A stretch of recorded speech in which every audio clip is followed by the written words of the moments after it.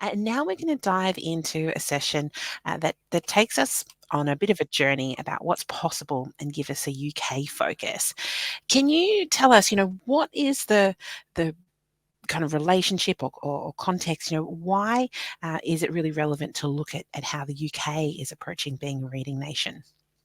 Yeah, I think there's a few reasons why we've selected the UK as a case study. I think there's some market similarities with Australia. So although it is a much bigger population at 66 million as opposed to 26 million, there is definitely some real similarities. It's of course a predominantly main language English.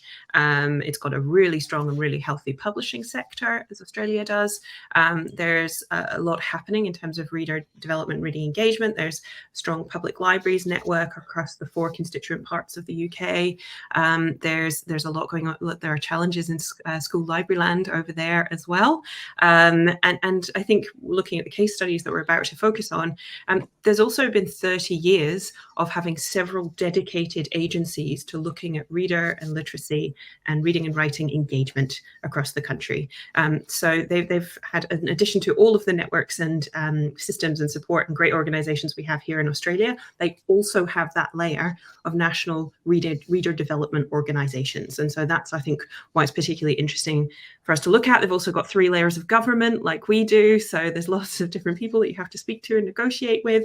So some real similarities. One thing I do want to call out, Jess, is that I'm very conscious of the fact that it's very Anglo-centric.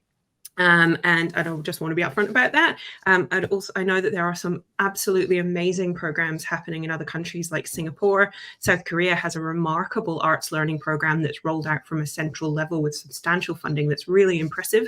Japan has a whole manga museum and library in Kyoto. There's incredibly impressive programs that are happening in other countries and cultures. And actually, if any of you out there have specific contacts for people who are working at kind of reader development at scale in a national way or a regional way in any of those kinds of countries, I'd love to hear from you. So you can drop me a line at hello@australiareads.org.au. Would love to hear more. But for now, there are those market similarities with the UK, and I think there's definitely some things that we can pick up and pinch from them, basically. Well, look, I think you could do Australia Reads graphic novels as a whole separate day because it's kind of emerging as a theme. So you might have to connect with the Manga Museum, get some of these tips that we've heard so far, and then take it on a separate journey. I think that would be super fun. It's a beautiful museum. It's an amazing space. Another thing to just mention before we go into these pre-records is that I happen to be in the UK, so I was on the right time zone. So our speakers aren't here with us live, but they are willing to answer questions separately, and I can probably field quite a few of your questions in the Slido as we go. So you're going to get pre-recorded versions of my face for the next couple of sessions, but I'm still here and will be in the Slido in the chat. And very briefly, Anna, because you had the terrible job of having to go and hang out in summer and work at, interview everybody. Tell us quickly about Philippa, Jonathan, and Debbie. So Philippa Cochrane is from Scottish Book Trust, which is 25 years old. I've done a lot of work in the past with Scottish Book Trust. They're a really impressive organisation. And Philippa has been there from the very beginning. She's one of the very first staff. So she's really played a role in the strategy of how the trust has developed and the kind of reading work that they do. She's also, we mentioned just 4 or 5 programs in the interview, but there's kind of 12 or 13 really impressive programs that they run nationwide. And lots to do with getting income for authors. That's really quite impressive work. Debbie Hicks from the Reading Agency. The Reading Agency is a beautiful agency that started around a kitchen table years ago of passionate librarians and teachers. It is an organization that really celebrates the reader as a creative, and that reading itself is a creative endeavor and a creative pursuit. And Debbie is really impressive and has been doing this work for a long time. And then Jonathan Douglas, CBE, I believe, from the National Literacy Trust, whose patron is Queen Camilla, is really good at talking about partnerships, funding, and strategy. How have they forged, as the National Literacy Trust, which has grown under his leadership to have 170 staff, to how do they bring in funding, millions of dollars, about $20 million worth of funding from corporate partners into reading. So working with other industries to connect with reading by talking their language and delivering what they need, as well as delivering fantastic reading outcomes. So I think a really interesting array of hopefully for everyone, of our 3 speakers. Fantastic. Thank you so much, Anna. Well, I hope you've got a pot of tea on, everyone. We're going to tune into 3 fantastic interviews. Please post your questions in the chat and they will be addressed in the closing panel. And then we'll be back for the next session. Enjoy.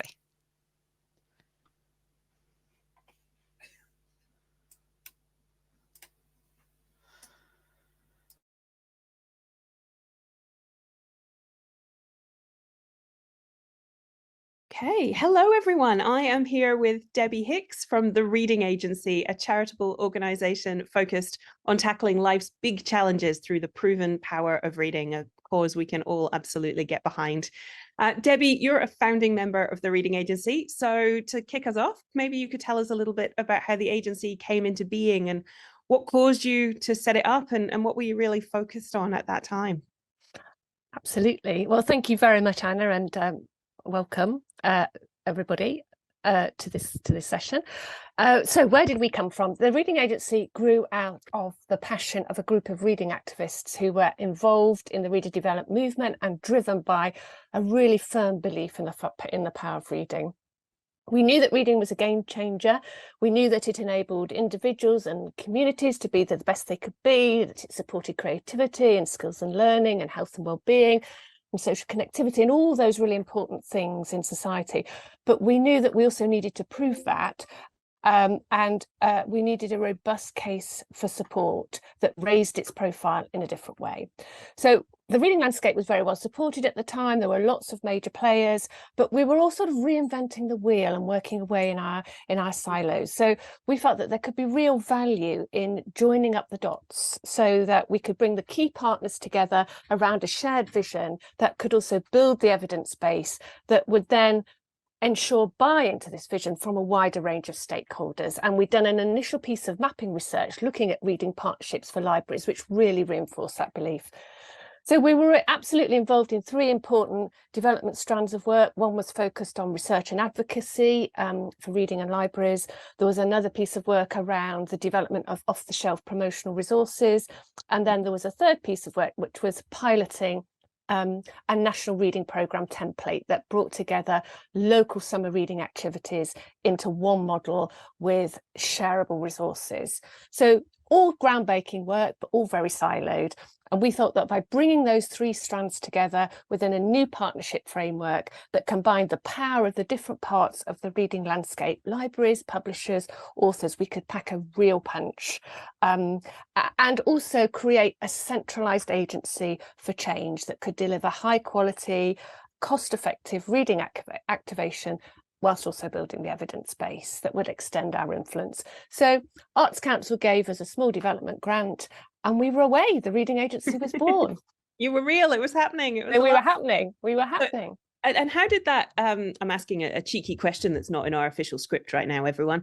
How did that, you bring those people together? Like what was that kind of shared message that you had to come up with? Because that's a lot, you had to get a lot of people involved and then I mentioned the reading partnerships for libraries research, which was actually really the starting point, because what we did was we talked to all those different stakeholders and said, you know, really tried to identify what their agenda was, and then we could map that across and find the common areas. So we had a really good piece of research that identified the common ground, and that was the call to action, if you like. Yeah, absolutely. That having that kind of like strong evidence base that would allow you all to focus in the same direction by the sounds. Absolutely. And so the agency has evolved over the years. You have been working with many tens of thousands of children and adults across the country. What are you focused on at present? Have those initial 3 pillars you've just mentioned shifted at all? I think they're still very much there. I mean, you know, we started with a passion, 3 activists around the kitchen table, but you know, and that passion is still there. The passionate belief in the power of reading for pleasure. But 20 years on, I think we've absolutely honed that vision and mission to focus on the proven power of reading to deliver social and personal change. So we still want our work to be fun and we want to be engaging, but we want it to show that it does make a real difference, that it makes a difference to skills and learning, that it can make a difference to health and well-being, and that it can make a difference to social connectivity. So I think the building blocks are there, but they've become they've become more evidence-based and more impactful in terms of social and personal change. I think we've also really realised that reading isn't for everyone. You know, it's not easy for everyone. There are some real barriers to engagement, and those barriers can be linked to skills and confidence, inequality of access, or economic or geographical deprivation. Whatever the cause, for many those challenges are really hard to overcome. So that I think has also impacted us in a great deal in our thinking and has made a real shift in our work. So we're still committed to getting everyone into reading, but we also want to ensure that those that need its benefits the most have access to it, and that means targeted outreach and perhaps adapting our universal models to make sure that they're reaching the people that we want them to reach. I think we're also developed a real commitment to an authentic understanding of the needs of our audiences and what the challenges are that stop people on their reading journey. So that's meant that co-production has become really important to us, actually talking to people about what they want and need, particularly if those audiences are underserved.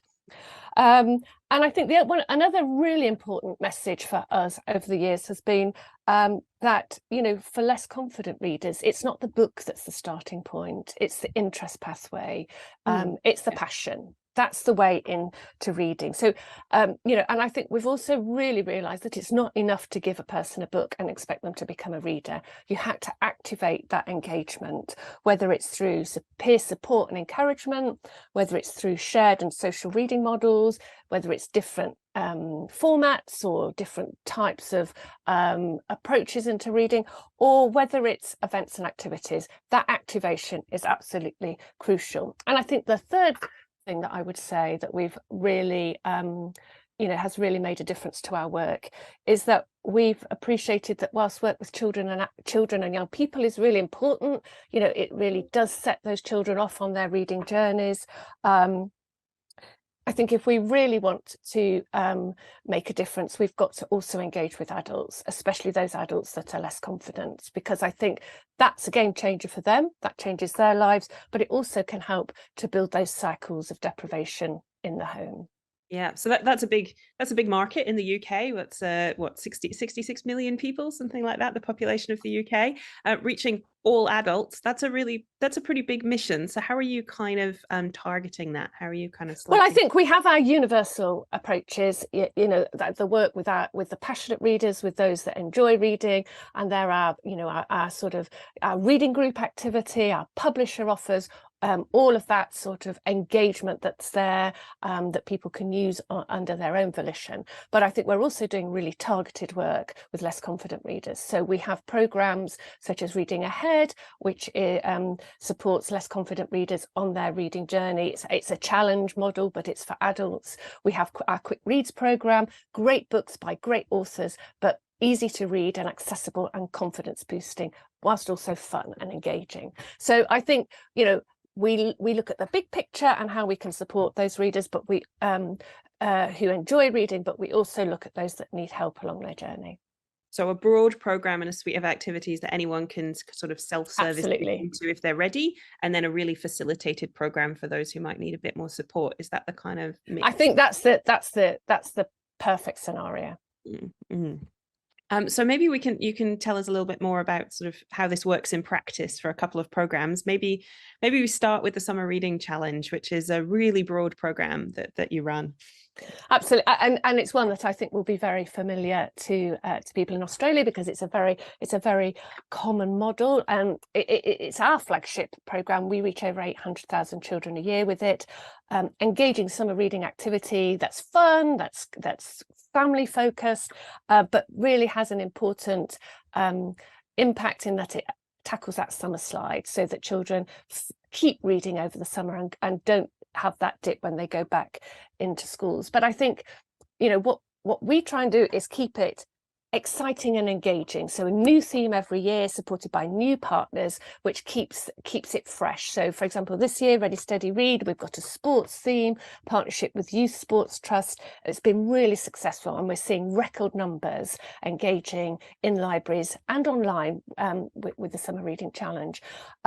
So you know, it's about that freshness, keeping it moving. And you know, it's 20 years old, so the model really does work. Those different partnerships, that different theme takes it in a new direction every year. But I think the other thing to say about the Summer Reading Challenge is it's really successful.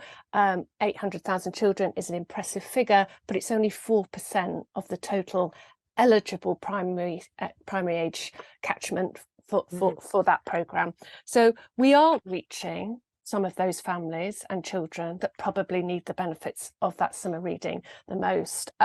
So, you know, another thing we've been doing with the Summer Reading Challenge is testing new ways of delivering it, working across the local authority. It's still got libraries at its heart, but we've been working with education, with public health, with other parts of the local authority to reach out into the community and take the Summer Reading Challenge to children in their own place, with an encouragement to come into the library you know, to follow it on.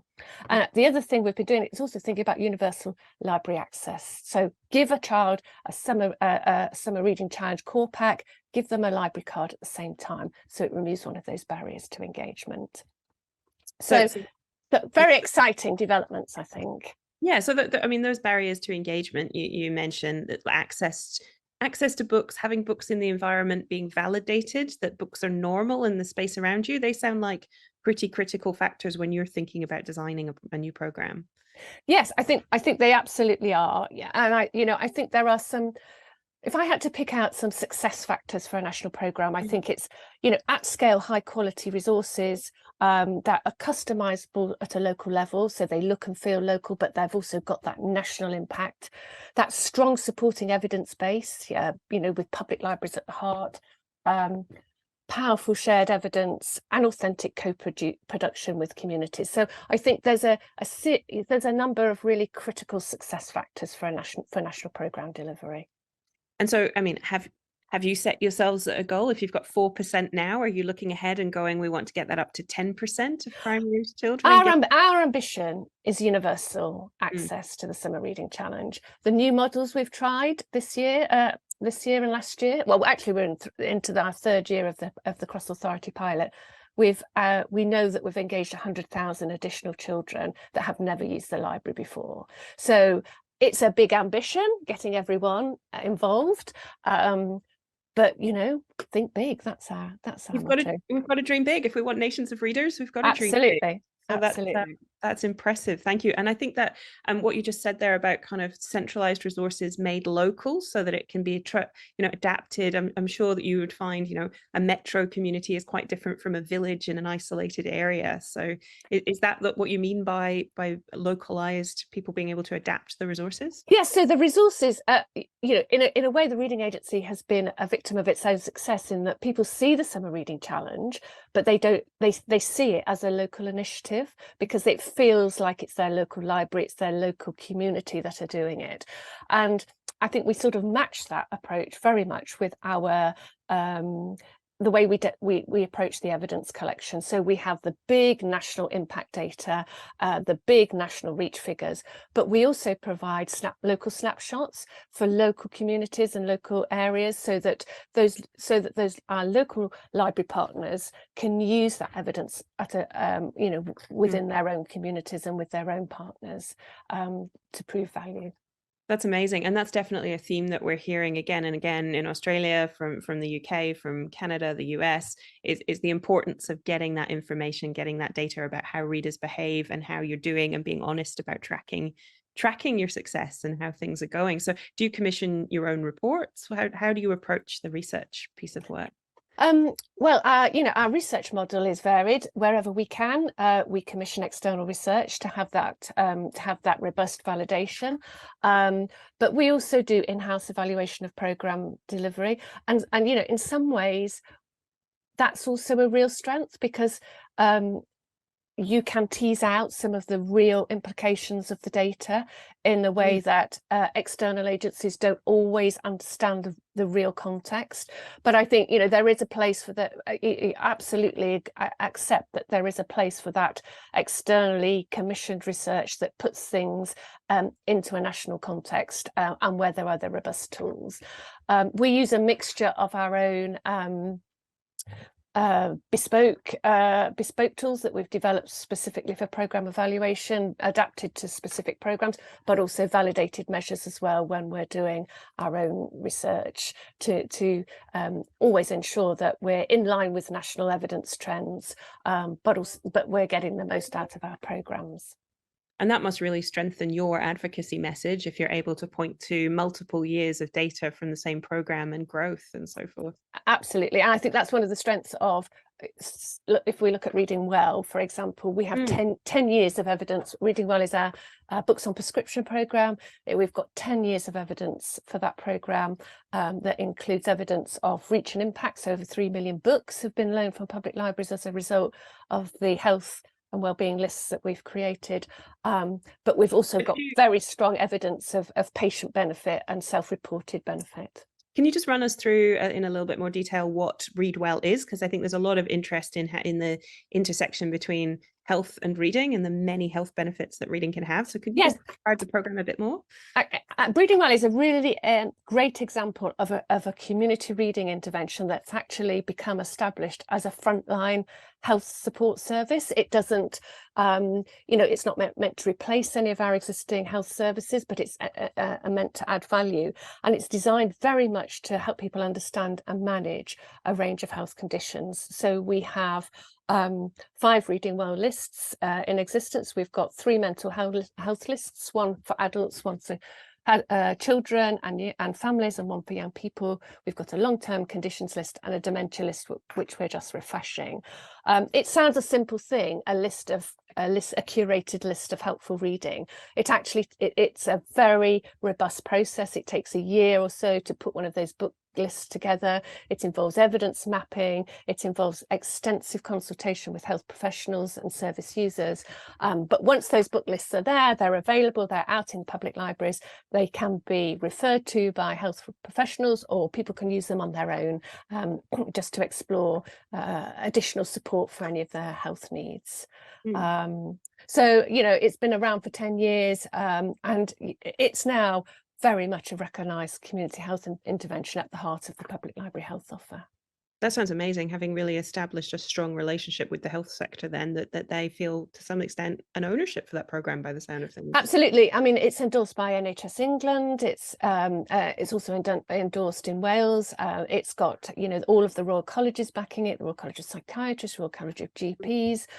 We work with some of the biggest mental health charities on the list. So, each list has its own framework of supporting and endorsing partners that can really give that quality assurance that those books are the best that can be found for the particular area of health that they're supporting. Yeah, what a great way to reach more adults who might not otherwise have that support or that helping hand into reading.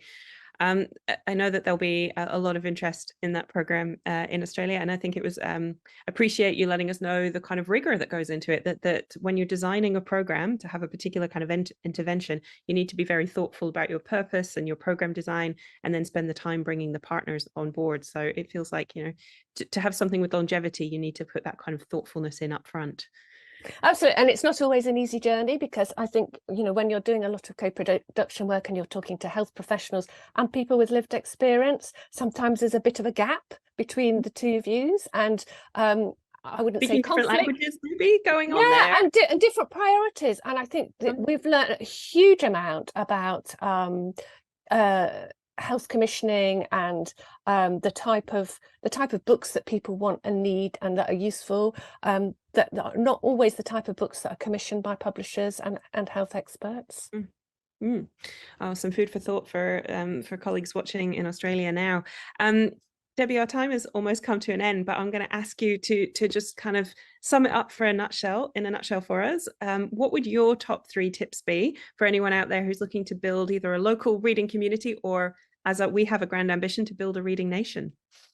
Well, always good to have big ambitions. So I think my 3 tips, I thought this was quite a difficult question, but my 3 tips would be: work out who your key partners are, learn to speak their language to get them on side, and identify the common ground that you can build on together. Because I think nobody changes the world by reinventing the wheel, but by working together, you can absolutely create something that has impact and makes a difference. My second tip, I think, would be evidence, evidence, evidence. Understand need, be able to qualify impact, and align value against the priorities of the partners that you want to work with. I think we all want to change the world, but we have to prove that we can do so. Yeah. And I think my third one, which is very much a personal view, is passion. Have a passion. I think it's infectious. And with it, you can really sell the message about reading, even to those that are outside the reading world. All the more important, in fact, to get those outside the reading world on board. And I know that both yourself and your team, Debbie, but all those watching today are here because we have that passion, and we really want to see what we can do to build a reading nation. So thank you so much, Debbie, for being with us and sharing your experience. It was really great to have you. And thank you for your time. It's been my pleasure. Thank you.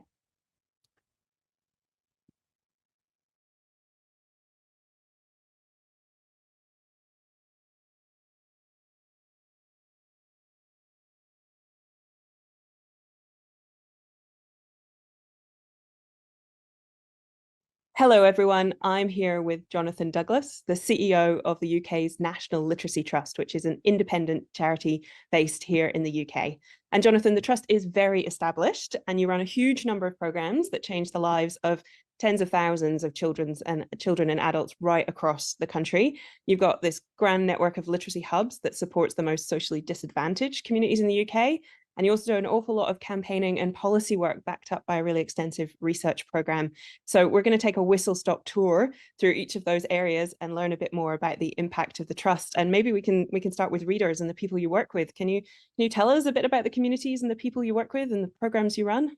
Yeah. So literacy in the UK is a really significant issue. About 1 in 6 adults have got significantly low levels of literacy. And they're not spread across the whole population. They're concentrated in poorest communities. So we are absolutely focused on how we break that link between poverty and low levels of literacy. Therefore, our audience, whatever we're doing, is absolutely the people at the bottom of the pile, the groups at the lowest end of society. And they are defined in the UK by socioeconomic status. So we work with, on an annual basis, with 8,000 schools. So that's about a third of the schools in the UK, but this the third of the schools with the highest number of poor kids in. We work across the criminal justice system, because the criminal justice system is where an awful lot of the people find themselves who have got low levels of literacy and come from those backgrounds. And we also, as you say, work in 17 towns and cities where levels of poverty are really, really high and levels of literacy are really, really low. So we want to go to the places where the poorest people in the UK are, and we want to make sure that we are offering them activities that resonate with them. And as I say, we obviously work through schools, we work through colleges, we work through nurses, we work through libraries, but we're also really keen to mobilise parts of society, and particularly businesses, which resonate strongly with those communities. So we work with the Premier League, because the boys who have got white working class boys are statistically least likely to be succeeding at literacy by the time they're 11 in the UK. Those boys are far more passionate about football than they will ever be about Jane Austen.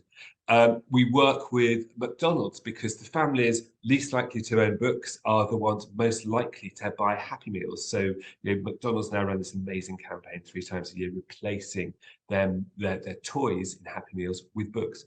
So we're particularly keen to work with those mechanisms, those platforms, be they digital, be they presence in the high street and shopping centres, which actually speak strongly to the families and to the communities we most want to work with.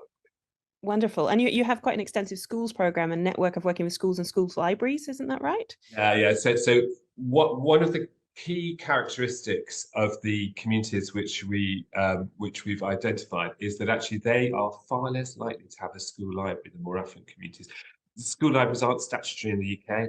Schools can have them if they want to. And actually what that really means is that they rely on the PTA to fundraise for them. And in the poorest communities, the PTAs just can't do that.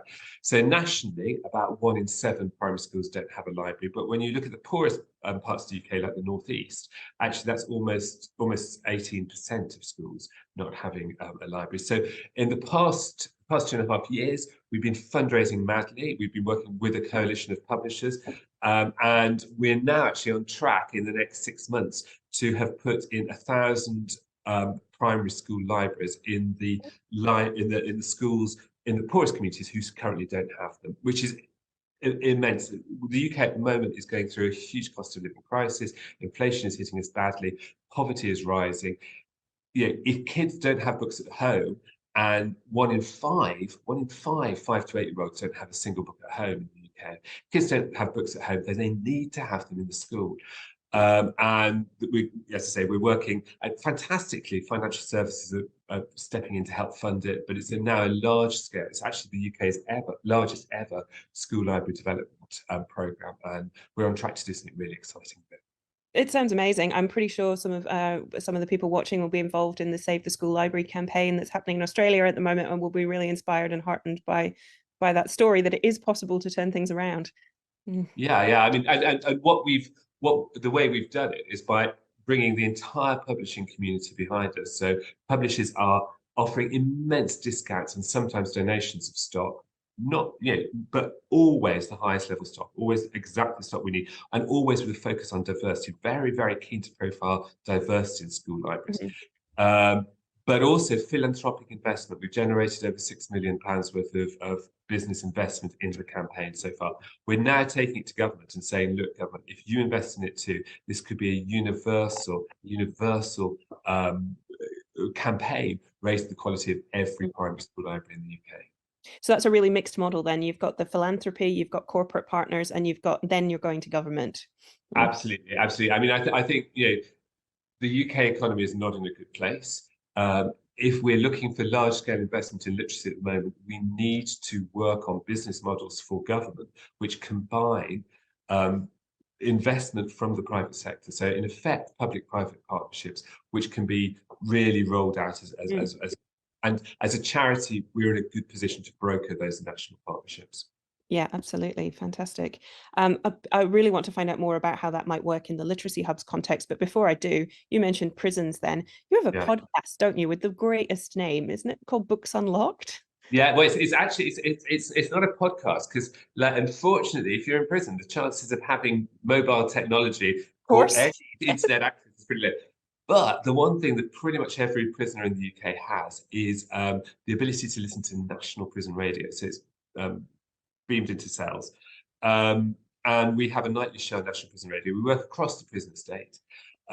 Prisons in the UK during the pandemic, the majority of prisoners were in their cells for over 23 hours a day. And the terrible fact is that a good proportion of those prisoners are still in that position because a lot of prisons still are operating in lockdown conditions because they, to be honest, find it easier.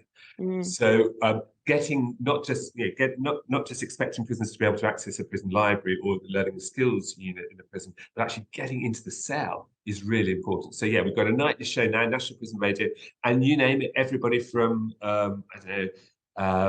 Sarah Walters, Salman Rushdie, great literary figures, because we run it in partnership with the Booker Prize. Yeah. So we serialise incredible fiction. Prisoners write in. They can get that fiction sent to them in their cells. They can listen to it in their cells. They can be part, if they can't get out of their cells, they can be part of reading groups in their prison library. It's that sounds amazing. And what you've just mentioned there, it kind of touches on the point that you're making reading part of community, part of a social experience. Is that something that the literacy hubs do as well across the whole intergenerational community? I mean, I think you hit on two really important points there. The first is that an awful lot of people don't read because it feels like an isolating activity, rather than opening the. If the most important, we like most systems, the UK system sees a lot of young people turning off reading in kind of the 10, 11 age group. That's because when you become a teenager, the most important thing in the world is to be part of a group, to have friends. Socially, the social activities are the most wonderful things. Socially isolating activities are just like pointless. So actually repositioning reading as a social activity is a really important strategy for us. But the second thing you mentioned is the hub. So yeah, so these 17 town cities across the UK, high levels of child poverty, low levels of literacy, teams on the ground working in the front line, whether it's with food banks, whether it's with madrasas and faith communities, whether it's with domestic violence partners, working with the networks and the social networks in those communities. And one of the things we've tried to do, social capital, those links between people in those communities are really, really strong. Literacy is really, really weak. How can we use those social networks? How can we use? So in the past couple of years, we've recruited in each of those 17 towns and cities a group of literacy champions, people who are embedded in that social network, who know everybody. The slightly scary mum who everyone listens to, those people, the people who hold sway in those communities, are passionate about their neighbours, are passionate about their place, and also are passionate about reading. And their voices as trusted ambassadors in those communities are so powerful. And those links that you found, you're talking about community organizations, whether that's faith-based organizations, health, education, social care. That sounds like making reading, that's taking reading out of the arts, isn't it? This is about arts being about reading being about every how it can benefit every part of society. Indeed. Our basic concept is that there are three sectors of society we need to work with through. We need to work with the business community, and now we have a network nationally of 97 businesses, people like KPMG, PwC, businesses which rely on literacy skills, as well as businesses like Haven Holidays or the Premier League, people who actually have high levels of contact with communities with low levels of literacy, as well as, crucially, the publishing community. So the business community is the first block. Second block is the community and voluntary sector. So faith communities, the people who are on the side of people in communities, the networks of volunteers, the people who support refugees and asylum seekers, the community and voluntary sector. And then the third sector is the public sector, schools, colleges, health, social housing. What we try to do is in those 17 communities, bring a network of those three sectors together in those places and create a local system which sees literacy and reading as the future of the community, which helps the health sector recognize that actually health outcomes will be stronger if they work to support literacy and reading, which helps businesses understand that actually their sustainability rests on the skill levels in that community. And if you increase the literacy skills, then you increase the financial sustainability for the business community. So it's about actually understanding that literacy and reading is everybody's business. Everybody in society plays a part in raising levels of literacy and reading, because everybody in society pays the penalty if actually there are weak levels of literacy and reading. Yeah, absolutely. And that's a lot of people, though, to bring with you on this journey. And I know that you've had, the trust has been going for a long time. So you've been, you've had years to kind of build up these relationships, thinking about anybody watching in Australia who's like, oh, no, that's a lot. How do I tackle that? It is a lot. Starting at the beginning. But that journey that you've gone on to bring that number of stakeholders and partners and different agencies with you, is that about common messaging? I mean, is that, what has helped you do that? I think there are several things which have been really important to us. The first is taking an approach which is about people, which isn't about who we are and what we're passionate about, but about actually the audiences we most want to reach. And adopting those kind of principles, then actually getting to understand those people, their lives, their aspirations in a new way. One of our most exciting partnerships is with a company called Experian. Now, Experian are the data gurus in the UK. They've got data on absolutely everything. They know by postcode, zip code, who you are, what you're most likely to watch on telly, what newspapers and media you're most likely to reach, what social media way they've got this amazing segmentation. They worked with us to do two things. First of all, to identify at specific ward level, so that that's a really granular geographic area in the UK. There's in England alone, there's over 20,000. So take ward by ward, where are the places with the biggest literacy challenges, which are long-term? So not simply about a school being good or bad, but actually what are the signs? And they created a formula to help us identify at ward level where we should be focusing. As a national charity, we're not huge. We're really not huge. We need to deploy our resources in the places and for the people who need it most. So the first thing was geographically, they helped us identify those communities. But the second thing they did was they helped us analyze and define our audiences, not by the fact they weren't readers, they were failing at literacy, they were failing in but actually by looking at who they were positively, what they chose to do in their spare time, what their aspirations were, what their patterns of consumption were in terms of where they like to shop, whether they like to spend time with their families, all those kind of things. And based on that, we have recruited a large number of partners who we know directly correspond to that consumer segmentation profile. So it's enabled us to say to someone like the Premier League, look, actually the people who are most likely to be tuning into your games, or the boys are actually the people who are on this trajectory in terms of their literacy. The thing you can do as a business is invest in their learning, because actually that will put you on the side of them in the long term. So a data-driven approach is the first thing. And the second thing is the development of messages which are consistent and strong for those audiences. So understanding the stresses and strains of those audiences, and not talking, we know that there's a hideous phrase, hyperbolic discounting, which kind of sits in the marketing space. The idea that actually you can only make long-term decisions if you have the economic means to see the medium term, and that if you're in a disadvantaged situation, if you're from a poorer community, there's no way you can say, actually, I'm going to make this decision because the benefits that will come through in 13 years' time, because you've just got to get through today. So that helped us actually develop messaging, which was very immediate for those communities, very much about the immediate benefits of reading, the fact that it will get your kids to sleep, it will give you a quieter night, the fact that actually, rather than your children are more likely to go to university in 18 years' time if you start reading with them. No, it has to be that. So, I say the two things for us which have been really important is the data, the consumer profiling, and also the development of messages which are pertinent based on that data. Yeah, that's fantastic. And then that's something that all partners can get behind. There's a concerted message that everyone can promote. Absolutely. And there's a methodology called collective impact methodology, which has been used extensively in the financial service sector to try and raise financial capabilities. It's been used extensively in the health sector to try and raise health outcomes. And actually, there's a really strong track record of it being used in the financial service sector in Australia in particular, actually.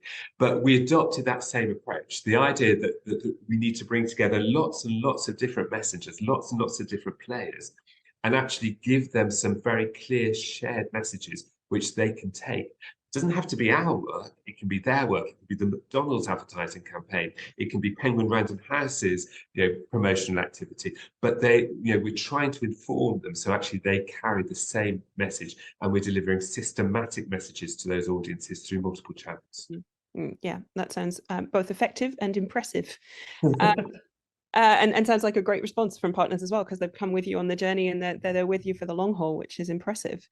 And you do some of your own research as well, is that right? You've commissioned various reports. We do huge amounts of research. We've got a really, I director of research and evidence. We're very keen to say that we do some of our own research. We're very interested in particular themes about reading. So one of the things which emerged 20 years ago now, the then government in England developed a national literacy strategy, which is about raising levels of reading, and also an adult basic skills strategy. And it was all around pedagogy. It was all around how you teach this stuff better. And the teaching was effective, but not terribly enjoyable. In fact, we saw the development of a trade-off between skills and enjoyment for kids so we're seeing them doing better in the standardized assessment tests, but actually we were seeing them enjoying reading less. Now, there's quite a lot of evidence to suggest that for that cohort of kids, that was a very damaging experience, that actually in the end their literacy levels suffered because they turned them off it gave them short-term skills, but it undermined their long-term engagement with reading. That group of kids now have got the lowest levels of skills as adults of any age group in society. So we're very interested in our research is particularly focused on how we can develop skills, but also engage children and adults in the act of reading effectively. So looking a lot at the psychology of the reading activity, we undertake a huge annual survey. 70,000 kids each year take part in what's now the largest annual literacy survey in the world, looking not just at the skills, but at the enjoyment, their social behaviours around reading, to give a kind of 360 degree, to make sure that we're not just growing literacy skills, but we're growing a healthy and sustainable reading culture, which everyone wants to be part of. And it's so important that that is continuous. It's not a one-off thing that you build a reading culture, tick, that's done for that particular age group. Got to keep going for our whole lives. As you say, we've been at this for quite a long time. I mean, the issue in the UK is intergenerational. So by the time a child is actually 9 months old, their socioeconomic background can be ascertained from their early communication style.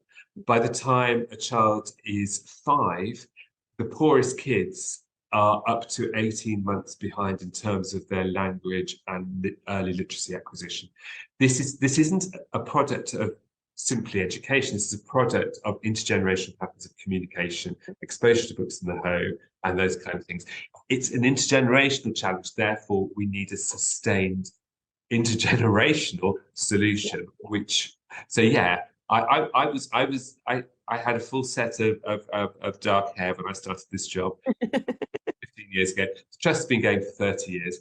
The work in the communities that I've talked about, the 17,000 cities with the biggest problems, we're saying we're going to be in each of those working in an in-depth way, teams on the ground, retraining teachers, doing innovative things in those communities, creating those kind of mechanisms that will turn everyone into a reader for a minimum of 10 years. It's going to be a hell of a lot longer in most places.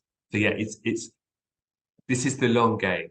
We can artificially raise, we can raise literacy levels through interventions, and we do that. But what we want to do is change the national reading culture for the most disadvantaged communities to change their long-term opportunities.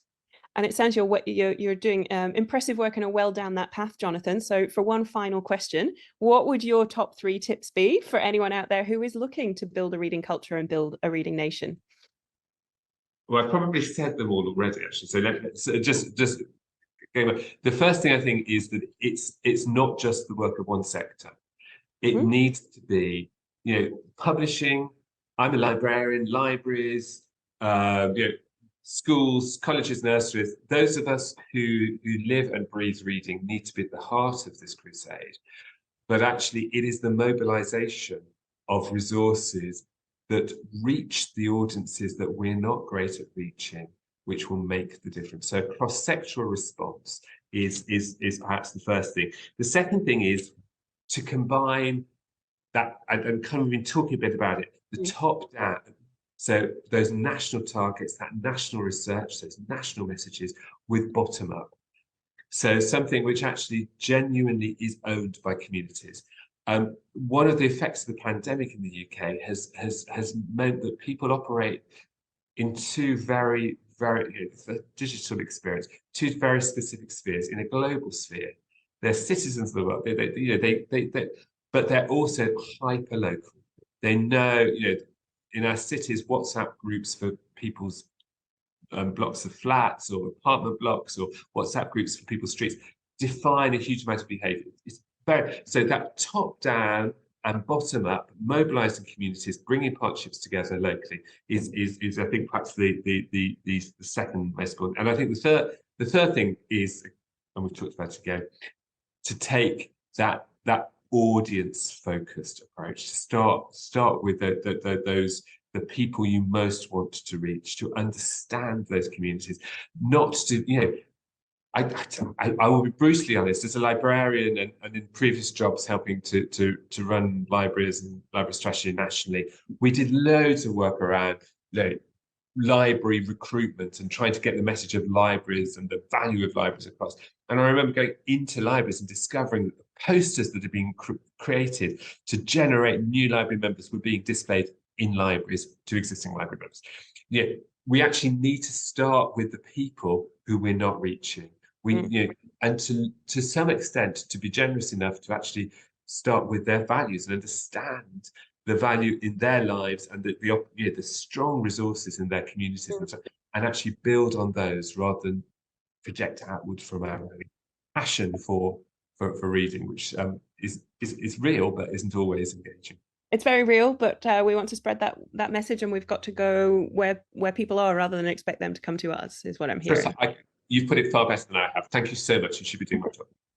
So, Jonathan, it's been really inspiring to get a bit of a sense of the work of the Trust. And for anyone watching, I'm sure you've got plenty of questions. You can send those to me, and we can see what we can do here in Australia to learn from the work of the National Literacy Trust. Jonathan, thank you so much for your time and for joining us here at the Volume Symposium. And we'll say goodbye for now.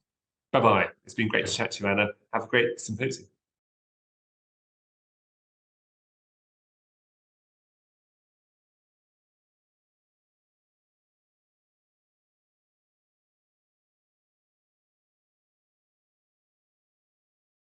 Hello, everyone. I'm here with Philippa Cochrane, the head of Reading Communities for Scottish Book Trust. We're going to have a chat about the work of the Trust, its programmes, and the impact Philippa and her colleagues have had on developing reading culture and transforming lives through books in Scotland.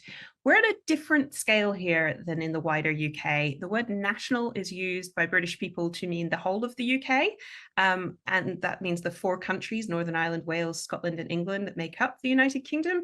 But it's also used to mean each of those individual countries. So Scottish Book Trust is the national provider for Scotland, which has a population of about 5.5 million people. So it's more akin in scale to somewhere like Queensland or Victoria, and a bit smaller than New South Wales even. There are about 93 inhabited islands in Scotland, so while it is a lot smaller than Australia, there are still many pockets of geographic isolation and some of the highest levels of social deprivation across the UK. So a really interesting case study for us to look at here in Australia. Now let's get straight into it with Philippa. Hi, Philippa. Let's talk a little bit with you about Scottish Book Trust's mission. You serve rural and urban communities, you work with all age groups, but at the end of the day, it's about transforming lives with reading, is it not? It is, and it's about reading for pleasure, particularly, is what we lean into. Obviously, literacy, the functional approach to reading, is covered by other organisations and in schools and universities and so on and so forth. We are about the change that reading can make in people's lives as a lifelong regular reading habit, as something that people do for themselves, the benefits it has for their mental health and well-being, the benefits it has for their social connectedness, which is sometimes counterintuitive. A lot of people think of reading as an isolating thing, but we like to bring programs that connect people through reading and help them to find other readers and center themselves in their communities. So that's a beautiful shift then. So to be able to think of reading as something that is for the whole of society, not something that's hidden away. Absolutely. And I think that's really important. And I think thinking about that intrinsic motivation for people to read, so that it's fun, it's joyous, it's about finding yourself, but it's also about finding each other. It's that building of empathy. It's making space for yourself in life. It's all of those extra things that reading brings that perhaps we don't talk about as much. And it's not just about, it's not about literacy for access to information, although that is really important, this is sort of the parallel messaging that gives the rounded experience. Yeah, it's enriching our life right now, as well as giving us the potential to set us up well for the future. Yeah, Exactly, makes complete exactly. sense. And now Scottish Book Trust has been going since 1998, so happy 25 years to Thank Scottish you. Book Trust. And I know you've been in since the early days, and the program's really developed over that period of time when there were just a couple of you, and now there's like sort of a team of about 70 staff working away. But you have a range of programs, some of which are really targeted and deep community engagement, and some of which are that kind of broader, more universal offer. So maybe you could give us a bit of a sense of what are those book trust programs that anyone in the community can kind of access or opt into? Certainly. So the principle being that if you make all programs targeted, reading itself becomes a badge which people are identified through, and they maybe don't want to be associated with, we don't have as much money, or we need some more support, or whatever it is. So we offer universal programs that are accessible to everyone. The first of those being BookBug. That's a universal book gifting program that happens in the early years, from birth up until the start of primary school. And we gift books to young people and their families throughout that time frame. And it's supported with partnership with libraries and other organizations to deliver BookBug sessions in communities, which are sort of half-hour-long sessions where people can go along with their babies, share rhymes, sing songs, connect with other parents. Children can connect with one another. It's a really lovely program, and it's supported by other targeted elements that reach families that might find accessing BookBug challenging, or may not be confident in the use of the BookBug bags and the stuff that we provide. And so calling it BookBug, he's such a gorgeous mascot as well. That's recognizable at every library, every provider of all over the country, isn't that right? Yeah. Yes. We also now have a BookBug app as well, which people can use online in their own time to find rhymes and songs. BookBug is highly recognized around Scotland. You see the bags everywhere because they're lovely little canvas tote bags. Even once the books have come home and everything's been unpacked and used, you still see these bags walking around in supermarkets, quite a lot actually, specifically supermarkets. It's lovely. Everybody knows who BookBug is, and people still talk about it years later, which is just a really beautiful thing. Really strong intervention, and you put professional development around that as well. So there's a really strong training program. Absolutely. So we train the BookBug session leaders. So we work in partnership. We're not big enough to do this nationally. We work in partnership with healthcare providers. We work in partnership with social work settings, and we train in all of those settings about how to gift and why to gift books. Amazing. And then when the child gets older, and we're getting into sort of primary school age, that's where things like reading schools and the live literature program become available. Absolutely. So we'll start with reading schools. So reading schools has grown out of a bunch of other programs that we've been running for a few years, and we've been running reading schools for about 3 years now. It is it's a badging program. It's sort of like eco schools. I don't know if you've got eco schools in Australia, but this idea that a school can choose to focus on a particular area of development. What we provide is reading schools, which is about building a reading community across your school. So for the children, for the staff, for the families, and then for the wider community. Schools can get badged at 3 levels, so bronze, silver, and gold. And they sign up, and it's about building that reading. Again, it's all about reading for pleasure. That reading for pleasure community and culture, so that's really embedded in the fabric of how the school, not just for its literacy work, but how it works across the whole gamut of what it might do, and how it might engage with all of its community. And I'm guessing that school libraries would be a pretty integral part of that. School libraries are absolutely huge, and like, I presume, what is going on in Australia certainly is going on here, that school libraries and libraries generally are under threat at the moment. They've had, actually, to be fair, 10 years of it. We can't do what we do without libraries. Libraries are so important. Having a school librarian in a school makes such a huge difference to the outcomes for children and young people. So yes, we very much lean into school libraries and librarians being hugely important. So it's really delivered as a partnership. You help one Oh, another. absolutely. Yeah. Absolutely. Awesome. And then the live literature program. Tell us more about that.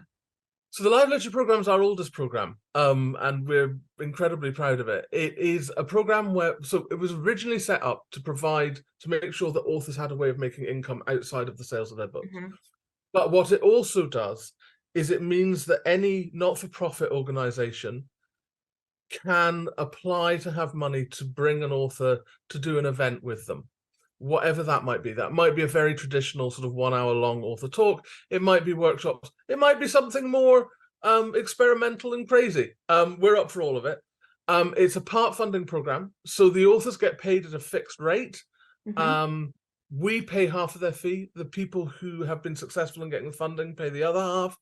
And then we cover all the expenses. So the idea is, wherever you are in Scotland, it will cost you the same amount to bring any author to your school, prison, library, community group. Where else have they gone? All sorts of places. Festival in some cases. And for authors, it's a way of having an extra amount of income that they can bring in across their working lives. It's really valuable. And it means that this idea of author visits and authors being present and engaged with communities is sort of ingrained in the fabric of what we do in Scotland. Yeah. Many children's first encounter with an author will be through a live literature session. It means that mine was. Oh, that's fantastic! I didn't know that, Anna. That's amazing. Yeah. Actually, quite a few of my colleagues were as well. It's a really lovely thing, and it's a consistent thing. So we're sort of probably 2 or 3 generations into the delivery of that now. And author visits are quite normal and embedded into the fabric of what we do in Scotland because this scheme exists. A magical scheme. I would very much suggest that our audience go and look in more detail into it. It's just fabulous. It would be wonderful to have something full funding to support that in Australia. Sorry, can I pick up one more thing? The other really great thing about that is that we have ongoing relationships with all of the authors working in Scotland because of it, and they all know us. So it reaps many benefits. Yeah, it's an incredibly supportive program. It's really great for the literary culture in the country, as is Book Week Scotland, which is a huge flagship project, and in a slight difference to the Australian program that focuses pretty much on kind of children and young people. It's very much aimed at adults. It is. Obviously, it works across the whole population. We're never going to tell anybody that they can't take part. That's not what we do. But we focus the marketing and the design on adult participation because we provide so many other programs for children year round. So we felt that this was really important. We also feel, I'm really passionate about, we have to continue this messaging around the value of reading, the joy of reading, the practice of reading, that regular reading habit across life. We sort of get to 18, people leave school and, oh, you're done. You never need to be reminded of this again. Like any practice, like meditation, like yoga, if you're not doing it, you lose it. It goes. And so that this kind of constant reminder of the benefits, not in a preachy way, I would like to stress, is really important. So Book Week is one of the things that does that. It gives us a highlight in the year where we and all of our partner organizations can all shout together about how important this stuff is and how fun this stuff is. And you talk, when you talk about it, you talk about there being 4 essential pillars to Book Week. There's an events program, there's a book, there's an interactive program as well, and it's really important to have community stories involved. So maybe you could talk to us a little bit about those elements. Right, big deep breath. So the events program, we run a national events program. Book Week Scotland takes place in every local authority in Scotland. We do that again through partnerships. This is going to be a recurring theme. The first main partnership is the partnerships with the libraries. We are really fortunate we are able to work with all of the library authorities and offer them a little bit of funding to take part in Book Week Scotland every year. They deliver above and beyond any support we have ever given them and have embraced it and made Book Week Scotland their own and a real flagship in their calendar. We also fund then a range of additional partners who are not necessarily within the literature sector, but who might be, I'm trying to think, dyslexia organizations, arts organizations. We've had community organizations, social justice people. It's really varied. They can apply, and if their idea is good, we will give them some funding until the funding runs out, and they will put on an event during Book Week Scotland. That's lovely, because then these messages appear in places where people don't normally find them, as well as in the messages and in the places where they do. The book is about sharing lived experience, and valuing and centering stories of lived experience. So we collect stories earlier in the year from people across Scotland around a theme. This year's theme is adventure, for example. Last year was Scotland Stories. And then every story that is submitted to us gets published on our website, and then we whittle down from there to about 30 pieces that go into a book. And we publish 70,000 copies of that book, and we distribute them completely for free for gifting during Book Week Scotland. So our partners will order them, the people who are in the book will order them, we will gift them hand to hand in train stations and shopping centres. And it's a really lovely, that gesture of here's a book for you is a really lovely connective thing, particularly if someone's going, here's a book for you, my favourite story is the one on page 52. It's an immediate connection. I love the book. I'm very passionate about keeping the book. And then we have, we provide sort of national elements that sit around that. So that might be national events that are live streamed across the country, or it might be more interactive stuff. We do a lot. We've always thought the book needs to be fun and a bit silly, and a bit unexpected. So we have a reading map where people can upload what they're reading for Book Week Scotland, and we build a different map every year of what people are reading. It's a lovely little snapshot. We hold votes, we hold quizzes, we have commissioned computer games in the past, very, very, very basic, cheap ones. I'd just like to make clear. Treasure hunts, role-playing games, all sorts of things that are, again, unexpected, playful activities that people can take ownership of and do for themselves wherever they are. The thing about the reading map is that it's a lovely thing for people to interact with. And this is a principle for us. Everything does multiple things. So people really enjoy interacting with it. They really enjoy seeing their reading group popping up on the map as they've all uploaded their books. But politicians really love it, because it gives them something that they can see that's concrete, and that tells a story. And for us, we're in it for the long game. What we are looking for is, for example, 10 years worth of data that tells us what Scotland has been reading over 10 years. And it's just that little snapshot year on year that nobody feels is onerous, or somebody with a clipboard asking you a question. Again, fun, playful. Yeah, fun and playful, but always with that underlying strategic mission as well. So it's got a great impact on readers. It's really well supported and thought through as to how do we help people engage with this and make it easy for other people. But you've always got that long win, which will effectively about changing the culture in the country, and I would imagine attracting funding as well. Absolutely. So there are two things that are really central to that, two kind of principles that underlie it. One is, and this applies back to Book Week and everything else we've talked about, everything we do is audience-led. We start by looking at, talking to, consulting with, thinking about audience and what they need. So our programs are very much designed by putting that first. The other thing, and this is probably more a me thing, and certainly when we're thinking about adult programs and supporting our partners to take part, I am really pro-risk. I am really about asking people to step out of the perceived notion of what a book event is and try something new.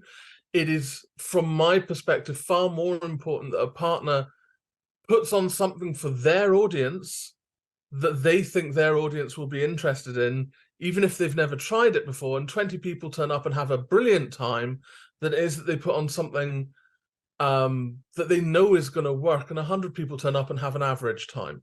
Or they're the same 100 people that turn up for everything. Or they're the same It's their 100 new people who turn up audience. for everything, exactly. And the same author that's been back because they know they're reliable. So I, particularly around book week, we kind of lean into the risk, we lean into the new, we lean into, well, let's try it and see what happens. I love that. And I think that's really important. Yeah, I love that energy. Love it. You've also got a beautiful program for kind of older citizens as well, which is reading really being about caring. Yes, we do. So that came out of a lot of the lived experience story work that we do. We also run a digital storytelling program, and through that we had been working with more health settings, particularly with Macmillan Cancer Support, with the MS Society, and with not health but social Scottish Adoption. As part of all of that work, we identified that there was a gap around supporting people with dementia, and particularly supporting the people who care for them, and thinking about their relationship as a whole. So not just the individuals, but how those relationships work. So what Reading is Caring is a program whereby we train people who are caring for people living with dementia, and that can be familial carers or professional. But we train them in how to deliver a person-centered, really adaptable shared reading practice. So what we're encouraging them to do is to regularly make 15 minutes to just sit and read together. And it is very much about reading together. The definition of what reading is really broad. Across everything that I've talked about, our definition of what reading is really broad. But particularly with where you're working with people living with dementia, it can be texts, it can be poems, it can be newspapers, it can be postcards, it can be images, and there's lots of sensory object work that we do. We support people to build what we call life story book boxes, and they're all focused on how you make those materials work and make those choices for the person living with dementia, thinking about them as the whole person, and what they were interested in, what they will still be interested in, what they used to engage with is what they still engage with. But it's beneficial for the health and well-being of the person living with dementia. It's also beneficial for the health and well-being of the person who cares for them. And it's about, and I've never found the right way of saying this, or a way that I'm happy of saying this, it's about maintaining that relationship as a relationship. So rather than it being a functional care transactional based interaction, it is about two people who meet as equals. And if they're familiar, there is where there is love and all of that memory and history still there. And that at its heart really is how reading can transform lives, where reading is used as the way to bring people together to share. And that's incredibly special. So It really is. Philippa, I know it's a whistle-stop tour through a program that's been building over the last 25 years, but I hope we've been able to give, you've been able to give us a really good sense of everything from early years right the way up to older people, and how there are targeted programs for different age groups. But at the end of the day, those all intertwine, and really reading is a kind of social activity for all of society. And the more visibility we have of books, the more we all engage together with one another, the stronger things will be. As always, Anna, I could not have said that any better. Thank you. Thank you so much, Philippa, for your time. Thank you to Philippa Cochrane from Scottish Book Trust.